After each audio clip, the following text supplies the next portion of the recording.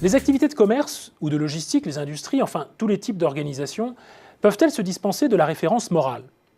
Pendant très longtemps, on a pensé que oui. Prévalait, comme chacun sait, l'expression « les affaires sont les affaires » ou son équivalent en anglais « the business of business is business ». Le business n'a rien à voir avec le monde des valeurs morales, c'est même ce qui, en quelque sorte, constitue sa principale caractéristique. Or, aujourd'hui, la donne a changé. Les sociétés sont observées quant à la manière qu'elles ont de se comporter dans la société.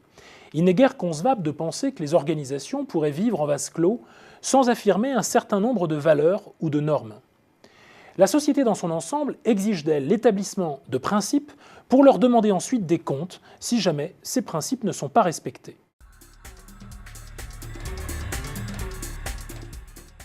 Mais si les activités de management n'échappent pas aux questions des valeurs, comment alors définir l'éthique managériale?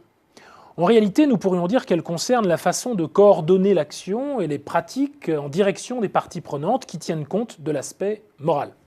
En tant qu'éthique professionnelle appliquée au management des organisations, donc, il s'agit d'abord de donner un sens aux mots d'organisation responsable, de décision éthique ou d'entreprise citoyenne, bref, de réfléchir sur un plan normatif au contrat moral des organisations.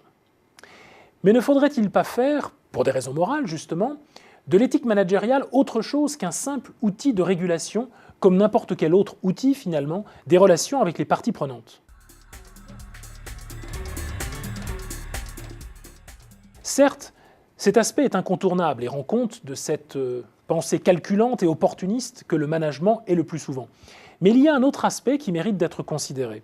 L'éthique managériale se définit en opposition à une vision essentiellement mécaniste du management tournée vers le seul résultat.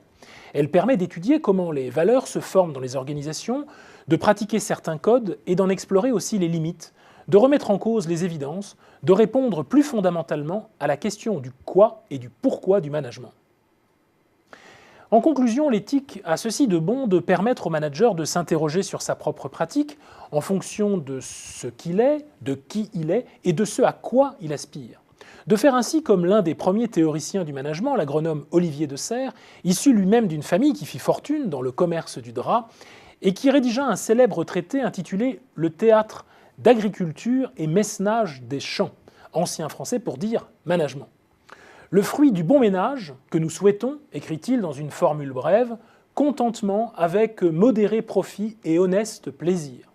L'auteur avait compris que ce qui guette le manager, c'est toujours l'hubris, cette forme de folie des grandeurs qui était considérée comme un délit par les anciens Grecs, lesquels avaient choisi la réflexion éthique comme efficace contrepoison afin de ramener l'homme et les affaires humaines à leur juste mesure.